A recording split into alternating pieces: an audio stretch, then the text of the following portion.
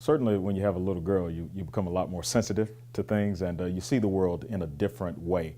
Adrian Taylor is a pastor, but a year ago he became a father of a little girl, which he describes as the greatest moment of his life. I was always a responsible person, but that responsibility has changed in truly understanding what it means to be a good father to my daughter. Minnesota Vikings running back Adrian Peterson was deactivated from his team's game on Sunday after he was charged with child abuse. But yesterday, the Vikings released a statement saying they will allow him to play next week and wait for the court to decide if he went too far. Corporal punishment is a little bit like a drug for a parent.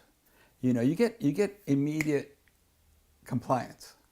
So you get the benefits right away, like using a street drug. Dr. Elias Sarkis, who works with children dealing with depression and different disorders, says the long-term consequences of corporal punishment are not good. They have a very high rate of anxiety, mood disorders, substance abuse.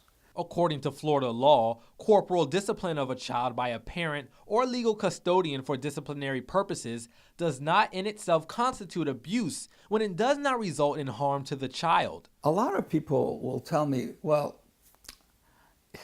you don't want corporal punishment. You don't want me to discipline my kids. Well, no, discipline and corporal punishment are two different things. I want to emphasize that. Kids do need disciplines. They need limits set. They need clear expectations, and they need high expectations. Taylor says it's good for the NFL and everyone else to take a step back. I would say sometimes, of course, at that moment I felt like it was totally unnecessary, but years later I value and I'm grateful that my family loved me enough to correct me when I was engaged in behavior that wouldn't be good for me as I grew up. And he hopes to do the same for his daughter.